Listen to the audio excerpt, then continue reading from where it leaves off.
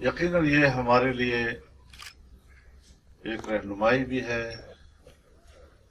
اور یہ صورتحال باعث تشویش بھی ہے۔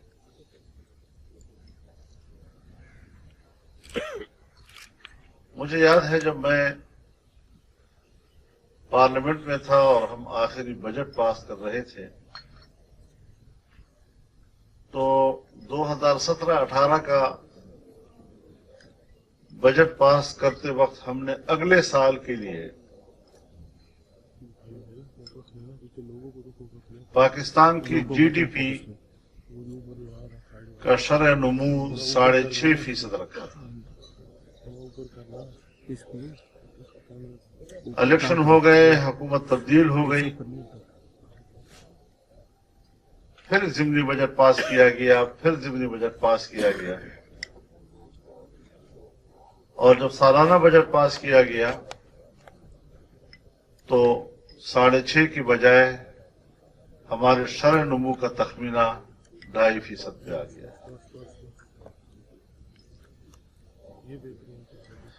اس وقت جو صورتحال جا رہی ہے آپ مجھ سے بہت بہتر جانتے ہیں اور مجھے آپ کی رہنمائی بھی چاہیے اس حوالے سے، لیکن زرعی شعبے میں بالخصوص ہماری پیداوار بہت کم ہوتی جا رہی ہے۔ اس وقت تک جو ہمارے پاس رپورٹیں ہیں، گندم کی پیداوار میں 30% سے زیادہ کمی آئی، چاول کی پیداوار میں 40% کمی آ رہی ہے، مکئی کے پیداوار میں تقریباً اسی ریشو کے ساتھ کمی آ رہی ہے۔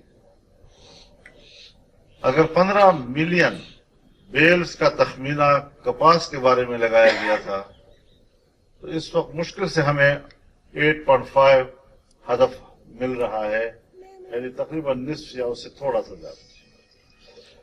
ایسی صورتحال میں ہم اگلا بجٹ جب پیش کریں گے تو مجھے تو نہیں لگتا کہ ہم شرح نمو 1% تک بھی برقرار رکھ سکیں گے۔ معیشت کے حوالے سے یہ جو انحطاط ہے ہمارا، کہ پھر ہمارے پاس وسائل بھی نہیں ہے۔ 3 دریائے ایوب خان بیچ گیا تھا۔ جن دریاؤں پر اس وقت ہمارا انحصار ہے،